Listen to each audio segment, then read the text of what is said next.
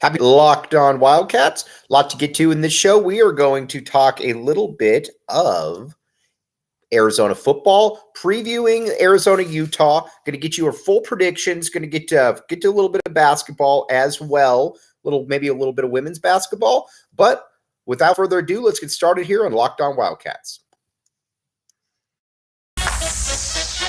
You are Locked On Wildcats, your daily podcast on the Arizona Wildcats, part of the Locked On Podcast Network, your team every day.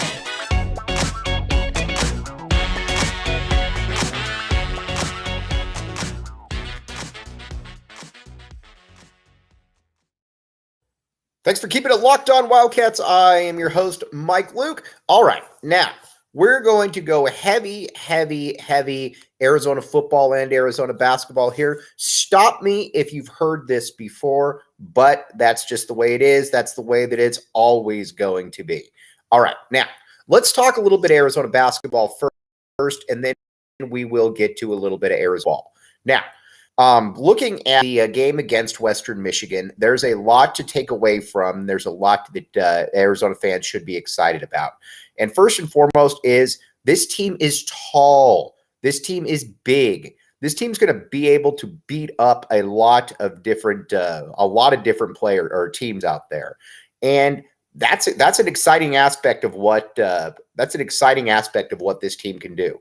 Now, where it's fascinating for me is what is the dynamic level of this squad going to be? Are they going to be able to be a team that is going to be able to, when the chips are down? Is Azuolas Tubelis going to be able to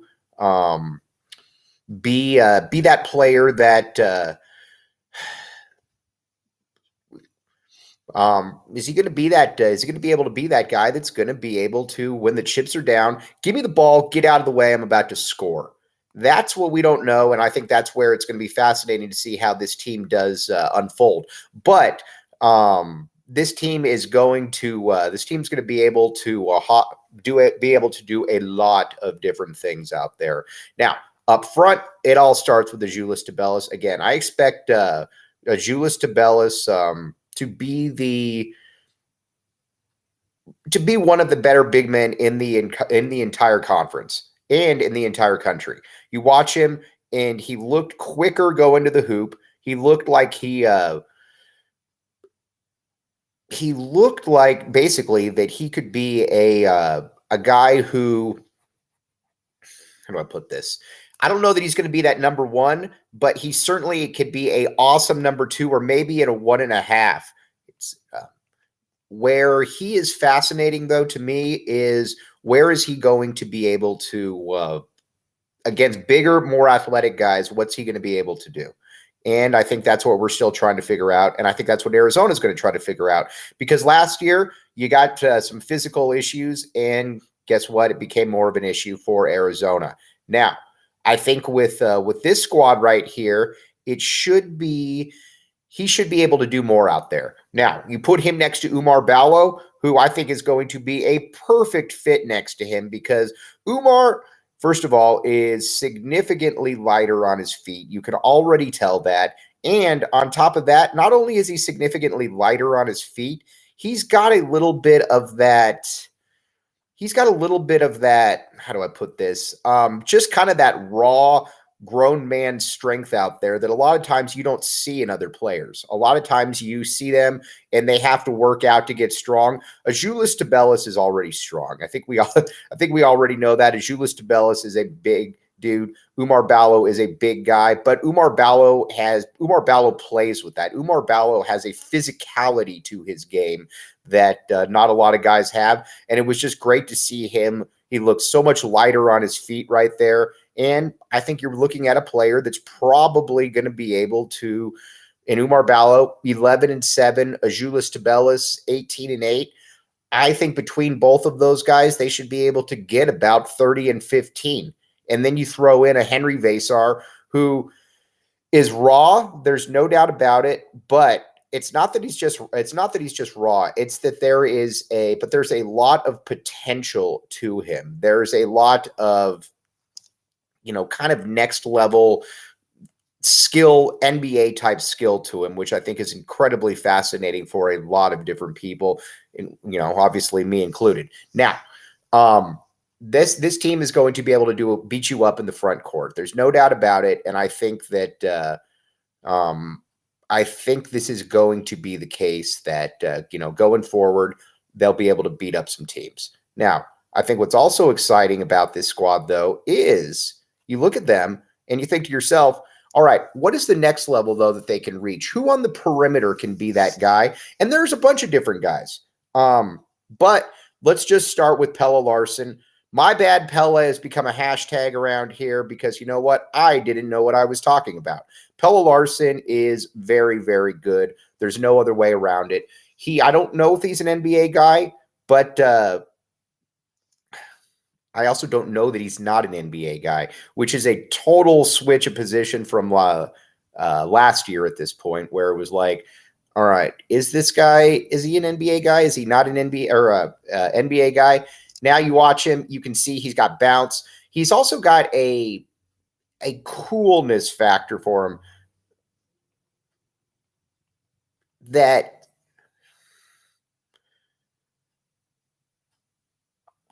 you watch him and you're kind of at a loss for words almost when you watch him, because he's not great, he's not dynamic, but he's just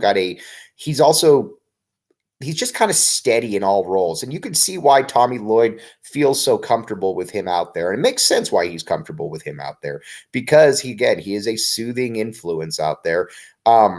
Which is kind of a little bit of a juxtapose to Kirk Kriisa.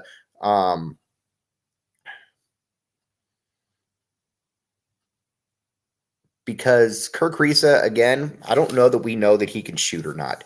Again, we're gonna continue to find that out. But I think I watch him right now and I'm like, I don't know. Maybe this is just a guy that shoots really, really well in practice, because we always hear about what a great shooter he is, but you still got to be able to show it out there. And so far that hasn't happened, but there are some other guys that have certainly shown that. Courtney Ramey's going to fit in perfectly next to him. Courtney Ramey has the build, the look. My friend our good friend John Schuster said that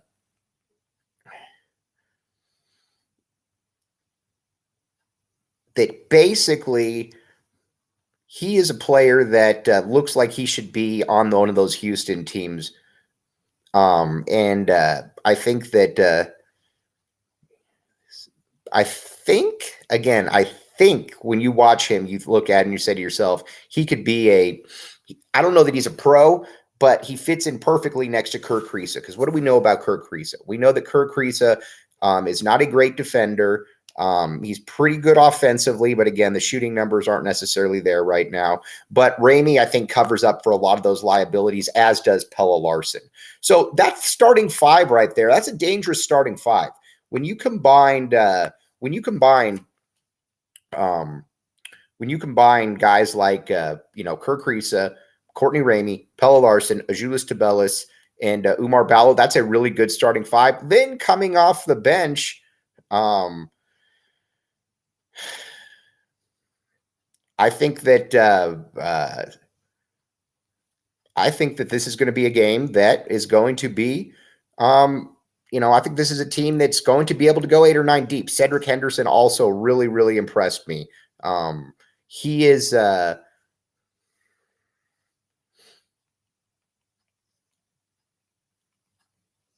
you watch him, you see what his dad had to say about him, because keep in mind, Cedric Henderson's dad played in the NBA for quite a while, or for about 5 years. And he said, my kid can do a little bit of everything. My kid can play, my kid can, he can get to the hoop. He can shoot a little bit. He plays really hard. And that's an exciting aspect to him. I do wonder at times, where exactly his role could be, but could he be in that death lineup? Could he be in that spot where you say, all right, he's got a real potential here to, be that 4-man. I think he's got that. Now, at what level, I don't know. But I will say that I will say that I think that this team is going to be very difficult, and I think he's going to be on the court a lot. I really like what I saw. Then let's get to Adama Ball. Talk about the elephant in the room right there. Adama Ball going into this season, I think a lot of people were worried about, can he make that jump? What kind of jump is he going to make? And I think that jump, I think it's pretty clear that jump that he's making. And you watch him out there, and you can see that this is going to be a guy who is, I think can be about a 7 or an 8 point per game guy. I don't know that he's going to be much more than that, but I also think that he's going to be a player that can possibly average 7, 8 points per game, because you watch him out there, he's long, he's athletic, he can do, again, he's just got a real skill to him that is going to be fun to watch and fun to follow going forward, because he can shoot a little bit, he can pull up, and he also showed that he was dangerous getting to the hoop. So there's a lot to like right there about what he can do, and I think it's going to be fun to watch them going forward, because again, this is a team that this is a squad that I think can go some places, but it's going to take some time, and they're going to need a deep bench. They're going to need guys who can step in there and who can, essentially, go in there and make some plays out there. We'll see, we'll see how that happens, but I'm enthused to see exactly what this squad can do right now. Excited to see where they can go, because I think this is going to be a pretty deep unit as well. And when you look at it, this is a team that, Tommy Lloyd obviously feels very comfortable with. Tommy Lloyd obviously feels that they can win a lot of games with this squad. That's kind of your 7 right there. Then you look at Henry Vasar. Vasar is also interesting, because Vasar, you look at him and he looks like he's about 9 feet tall. I mean, he's not that far off from just looking like a giant. He can, you can tell there's a little bit of a next level type feel to him. He's also, though, you can tell that he's kind of not a deer in the headlights, because that's a little bit too strong of a term.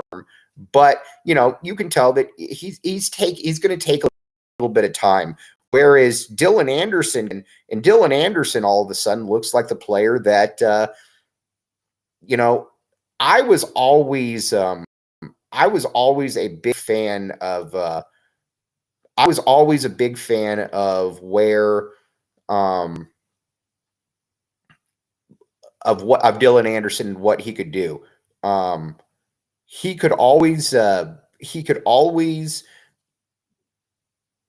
move. He always had a little bit of skill to him. He just, I think a lot of people started to downgrade him because of where he is in the grand scheme of things. But if he's there, he should be a player that's going to be able to make some moves. But again, overall, this team is going to be really, really good. And I think I'm excited to see exactly where this can lead. Where this leads, we'll see. But this is a squad that I think is going to cause some problems for a lot of people. Now, Kylan Boswell, don't really know exactly what to expect out of him, but there certainly is some real potential with him. Again, I just think that he's going to take a little bit of time. And to be honest with you, that's to be expected, because he shouldn't, he's coming off a foot injury, and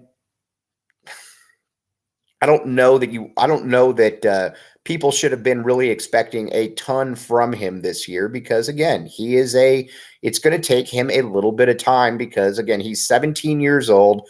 And remember, when you're 17 years old, that's going to take, you're just not quite where you need to be. He's also, on top of this, he's also a player that, he's not the most athletic guy in the world. When a lot of times when these one and done type players have come in with Tommy Lloyd, with Sean Miller, you knew immediately what they were all about. He's going to take a little bit of time, and there's nothing wrong with that. But I think he's more of about a 10, 11 minute per game guy this year, as opposed to maybe that, the player that comes in with those McDonald's All-American expectations that so many guys have, or that so many players have. I don't think that that's going to be the case with him. I think he's going to take a little bit of time. Okay, now We're gonna get into football here coming up next. But a couple things though. First, let's take a quick break, and we'll be right back with you.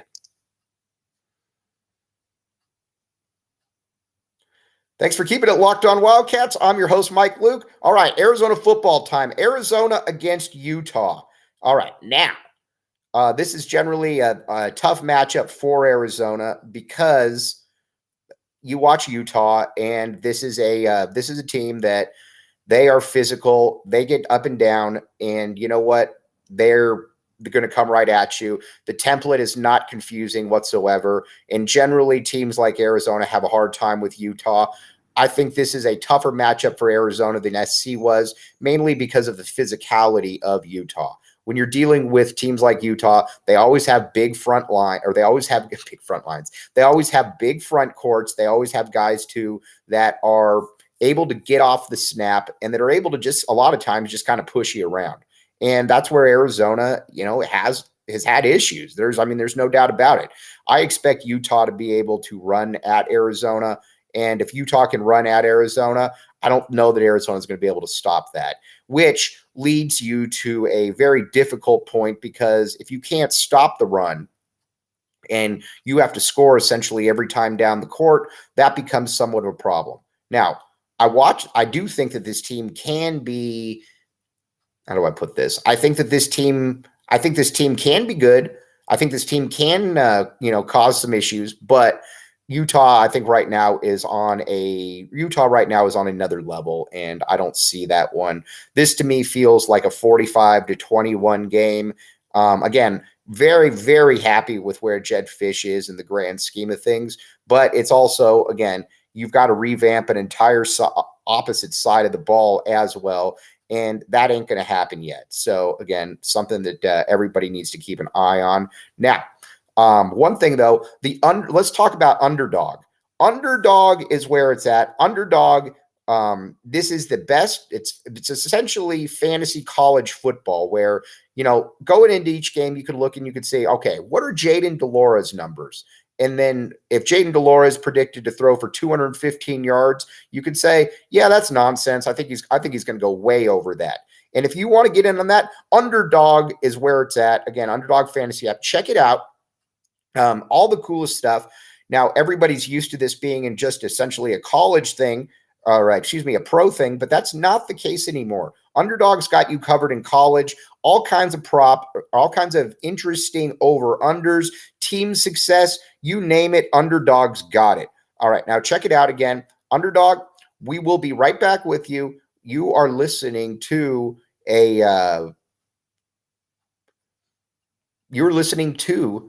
Locked On Wildcats podcast.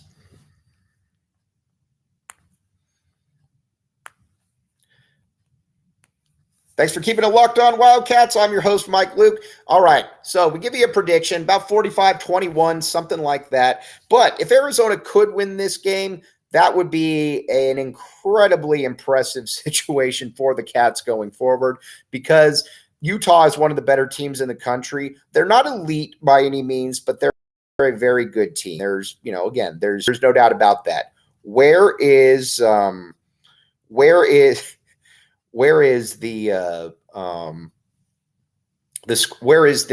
team in the big grand scheme of things against the nation's elite? We're going to find out, because in 2 straight weeks they will have played USC, which Arizona acquitted themselves very well against, and then they're going to play Utah.